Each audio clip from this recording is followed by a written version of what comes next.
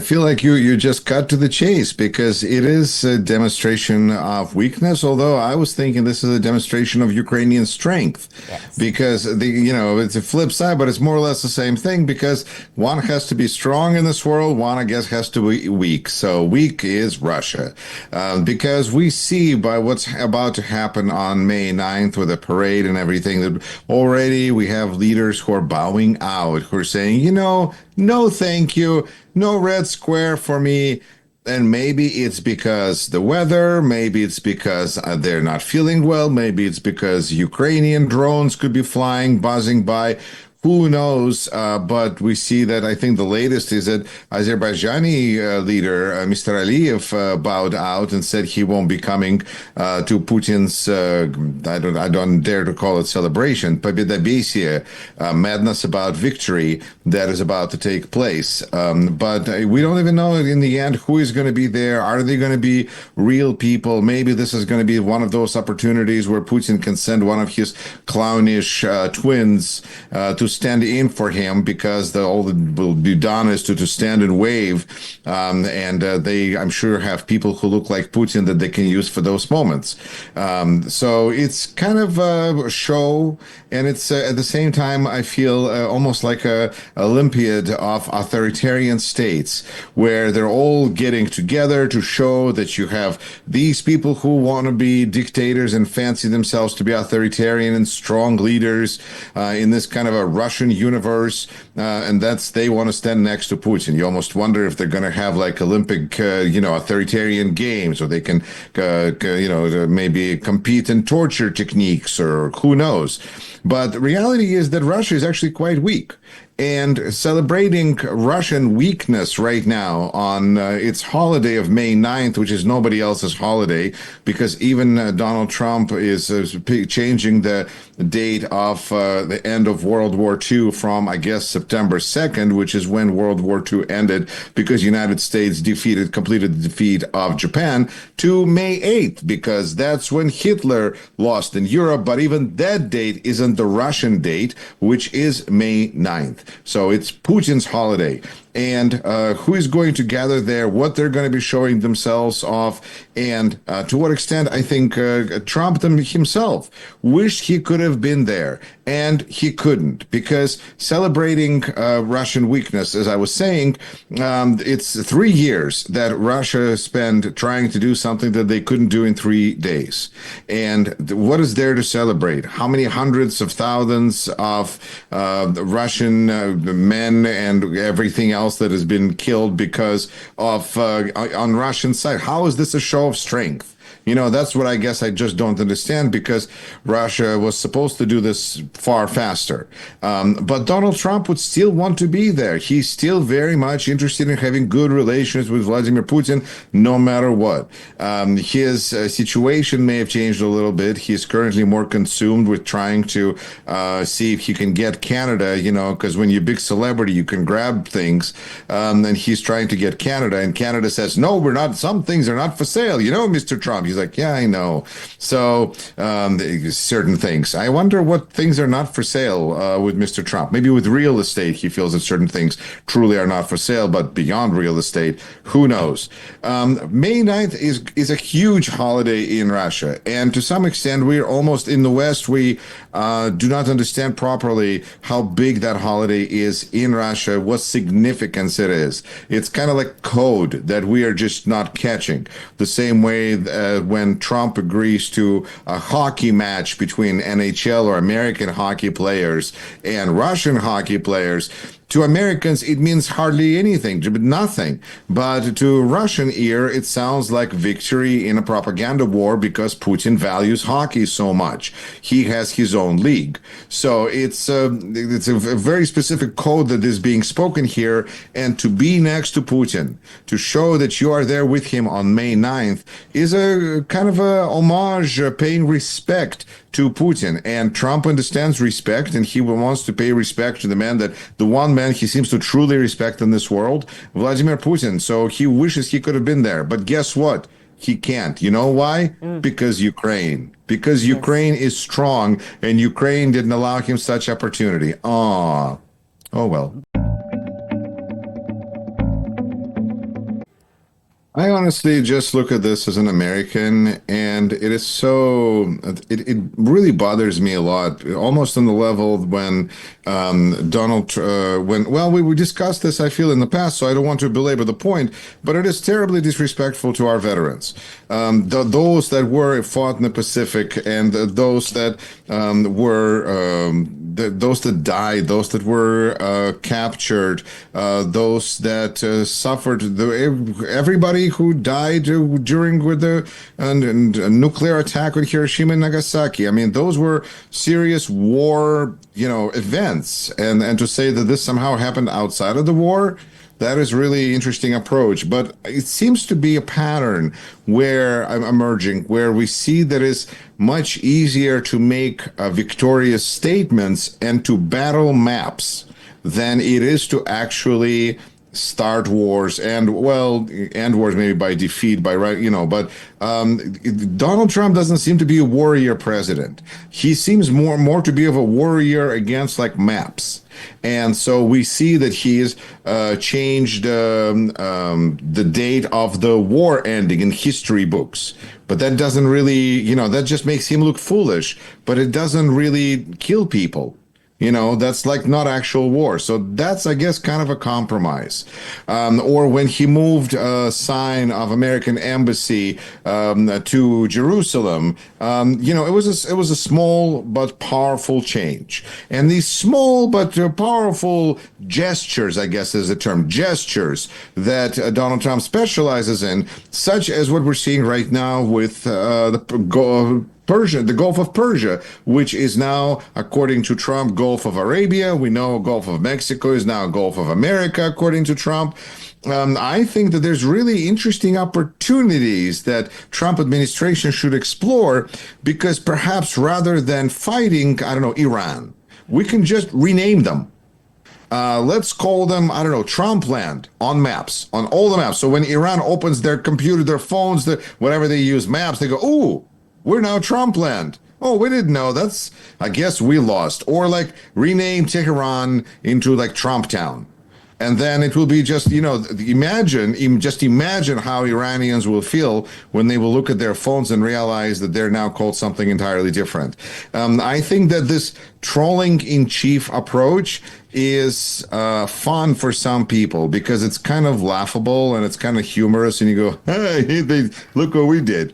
But it's also kind of destroying reputation of the United States as like an adult nation, and it's kind of the kind of stuff that turns us into a banana republic, where you have people who rewrite history books, people who change maps according to their desires. We are, just a couple of weeks away, it seems like, from, I was going to say a monument to Donald Trump, but really we're going to have supposedly a parade now for his birthday. So I think that these kinds of glorification exercises, at least they're being kept to like maps and history books. But even there, it is doing tremendous damage to the reputation of the United States.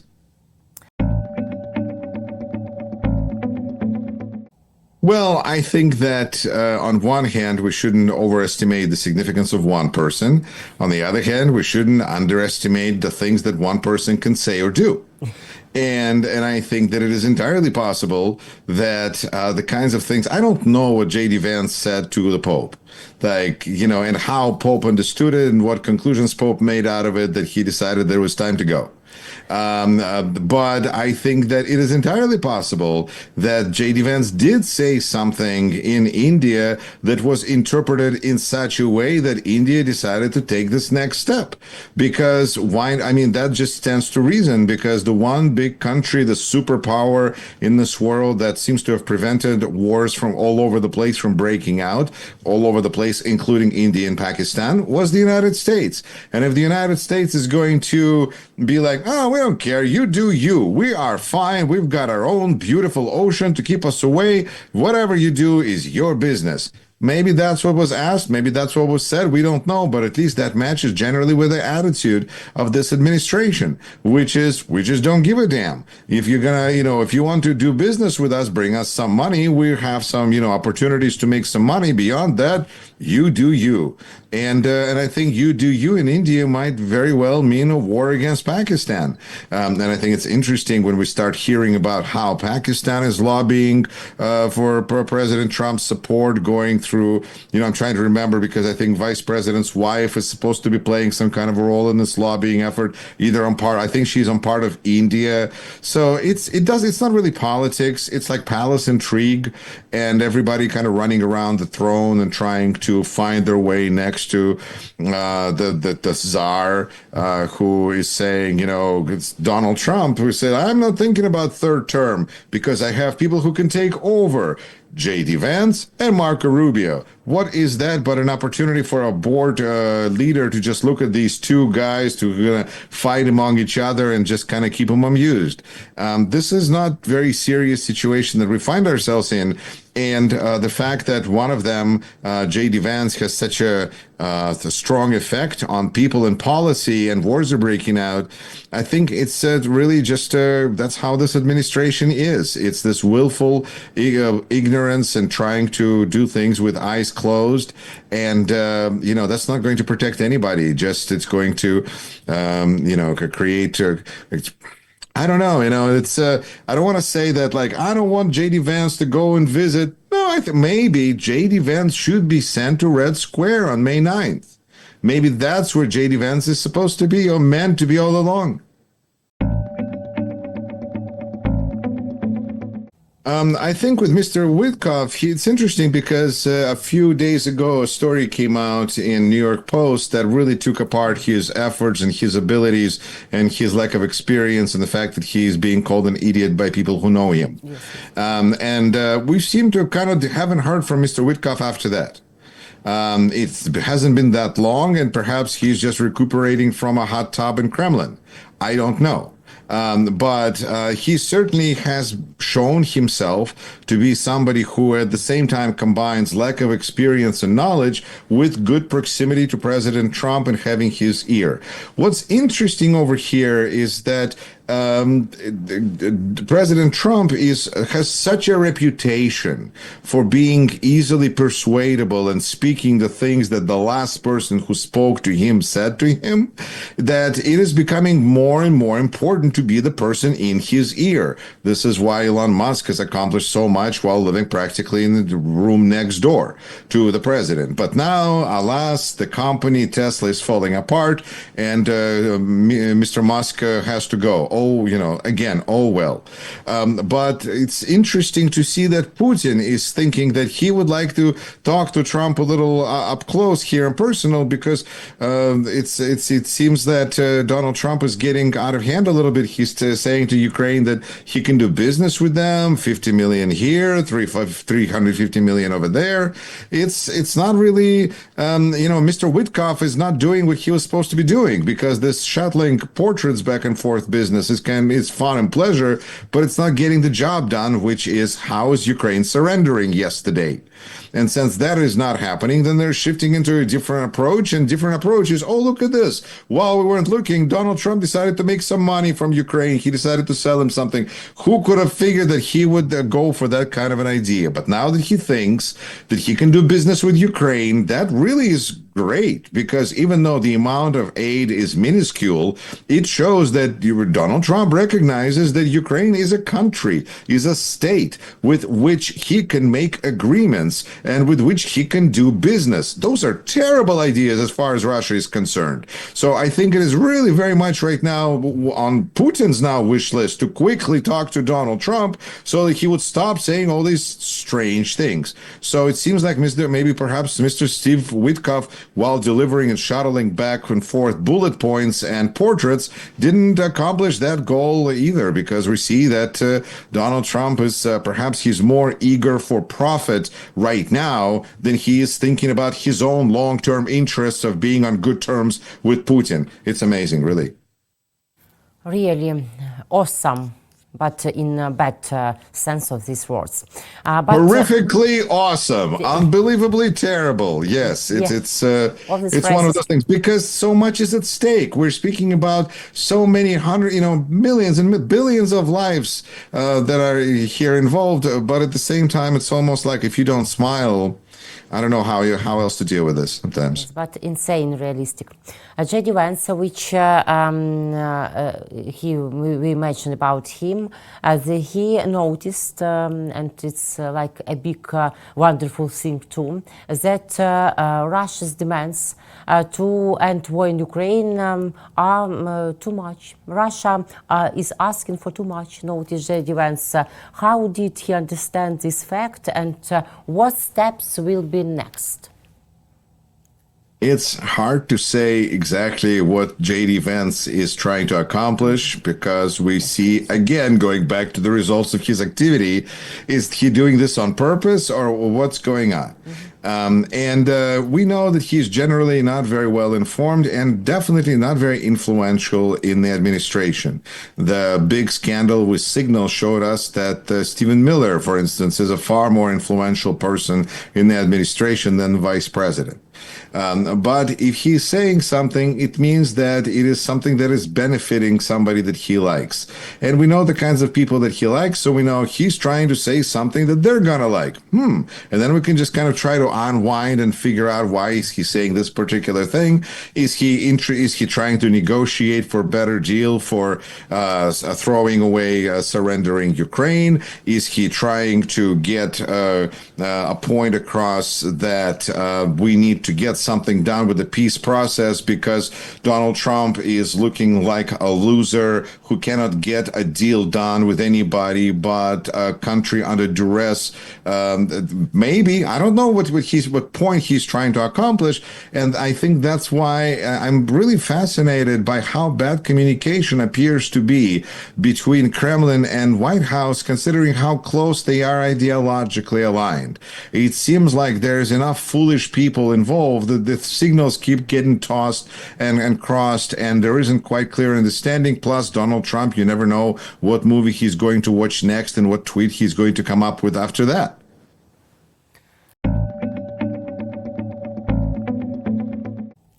I don't like to say good things about Putin, and this is not a good thing, but this is definitely an admittance of strength, I feel, because of the dynamic that we are observing, where President of the United States is looking up at so-called president of so-called Russian Federation.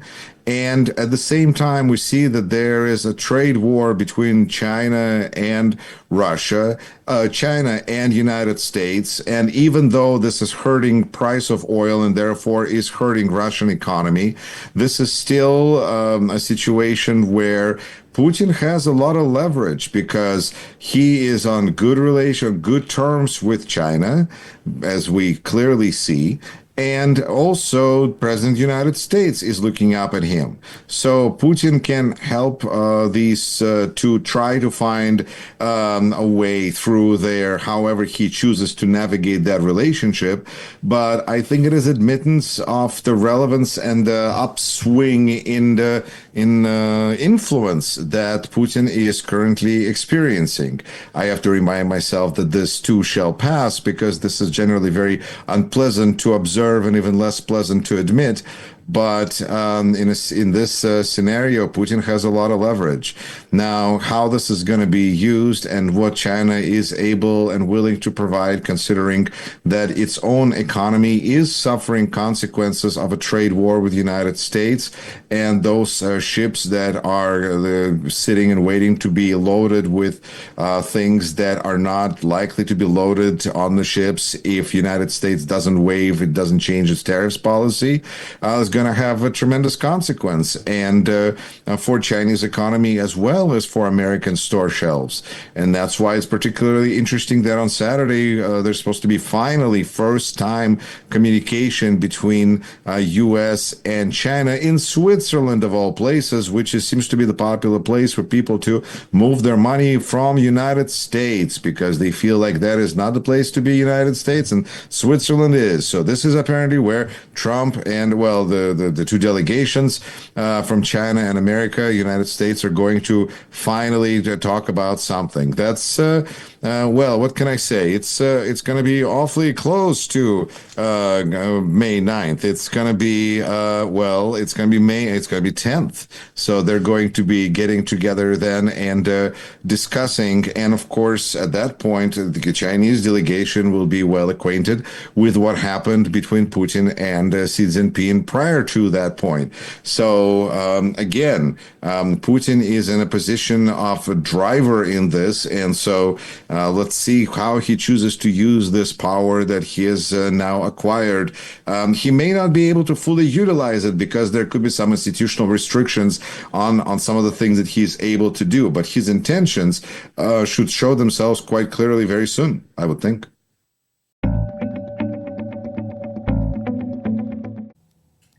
I think that China has not shown themselves to be militarily aggressive. I mean, their army is big. They're showing their saber rattling just fine, but they still haven't even taken Taiwan. Now, could they do it at any point and change their outlook and do it? Yeah, I mean, they could, but so far they haven't done it. So based on that, we'll presume that that could be a case for the foreseeable future until we know otherwise. On the other hand, Russia attacks all its neighbors all the time in one way or another. So to imagine that Russia is going to continue with some kind of war, and therefore it needs Chinese war machine to be the arsenal of Russian aggression, that is entirely possible. And perhaps those are going to be the orders that now that China is not busy making little things for Americans, that perhaps China can make things that Russia can use to make things, to attack, to continue its warring business, which seems to be the only business Russia seems to be good at, or interested in, I should say, is war. And so maybe China can help them this way. But the fact that Russia, it seems practically unable to stop for more than 3 days for a big drunk fest about a Victory Day celebration. But beyond that, they are kind of stuck in a war mode and really can't stop. I think it's just a question of how can that warmongering can be facilitated. And China can go a long way towards facilitating that warmongering by Russia.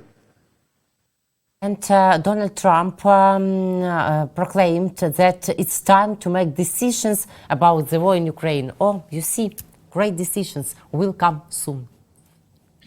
I think that it's time. Of course it's time. It should have been time 3 years ago, not to start the war. There's lots of time to make right decisions, and we see that Vladimir Putin doesn't make those decisions, and Donald Trump specializes in bad ideas. So it's a thing. But it's important to admit that this administration is trying to wash its hands off Ukraine and to shift Ukraine from being a country that we support for our national interest, that we're helping without asking for anything in return, to a country that's just like any other country that is looking to buy some of our weapons and get in line, and we'll see what we want to do about it. And that's not really a situation in which the United States is going to command a lot of respect. And there's many different ways of losing respect. One of these ways is not to be involved. And when Trump administration chooses to remove itself, and thus it feels to do a good thing, favor practically for Russia by saying, hey, we're not helping Ukraine anymore, they also lose leverage with Ukraine. And so Ukraine doesn't really have to listen as much and as closely to America, especially when American interests really don't align with Ukrainian interests, because Ukraine is not interested, as far as I can tell, is not interested in surrender to Russia. And that's what Donald Trump would like it very much to do. I'm sorry, he means peace. But when he says peace, he means capitulate. And since Ukraine is not able to do that, and Trump is not willing to provide the needed assistance, then Ukraine is going to find, I would presume, aid somewhere else. There's other countries that are concerned about Russia. There's a new leadership in Germany. There's a lot of opportunities that, of course, this administration will miss, because this administration specializes in missing opportunities as well as bad ideas. For For instance, just the other day, new Prime Minister of Canada, Mark Carney, was in the White House. Could this have been an opportunity to make a trade deal? Yes, it was an opportunity to make a trade deal. Because you know what? A deal would be really good right now for a president that cannot sign a deal with anybody. But instead, Donald Trump talked about how Canada should become a 51st state. You know, I guess when he gets an idea, he doesn't let it go. But it doesn't mean that it's going to end well. Again, his 6 bankruptcies and how many divorces, kind of highlight that fact. Thank you very much for your thoughts, for your time, for your professional opinions. See you next week. Take care. Take care. Thank you. Thank you. Yuri Rashkin, host of YouTube channel Rashkin Report and Rashkin Report in English, was with us. My name is Irina Uzlova. Thank you guys for watching, and please subscribe to our YouTube channels. We have active link right here, and do it right now. See you next week. Take care.